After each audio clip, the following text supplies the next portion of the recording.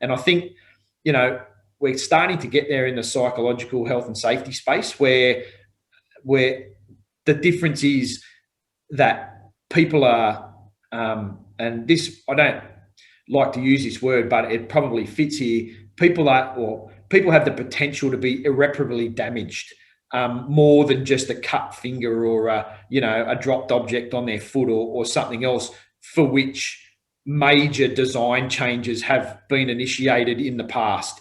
You know, for the smallest things, massive change has occurred. In the psychological health and safety space, people who are psychologically unwell take their own lives sometimes.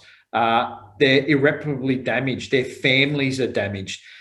Generational damage is done within communities where people where their psychological health and safety isn't given the priority that it deserves. And I think the only way for that to change is to talk to the workforce, the broad Australian workforce, from white collar, right down to the bottle washer, and really understand what are the things that are impacting people's psychological health and safety. Because there's so many factors, and yes, it's social media and it's financial and it's wages have stagnated and there's no jobs and all those things. But I sincerely believe that there is a quadrant in this equation that isn't really looked at properly, and that is the damage that's done to people at work that they then take back out into their communities, and that then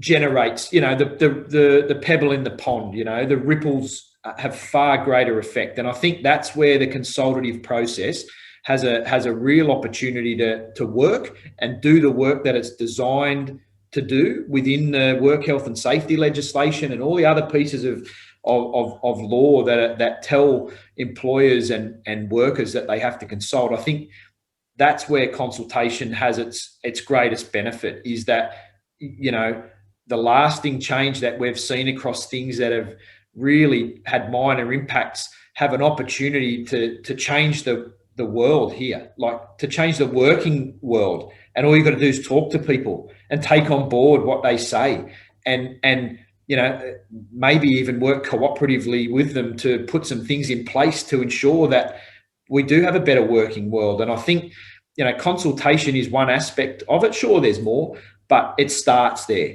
We've assessed it, and we talked about that before. We've assessed that there's a problem. What do we do next?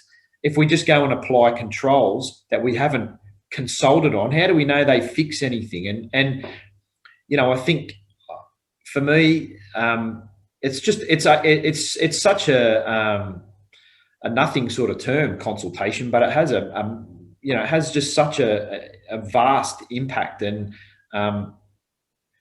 trying to bring everyone into the space where they understand what it means is probably going to be the key to really embedding this sort of stuff and making it work, for working people.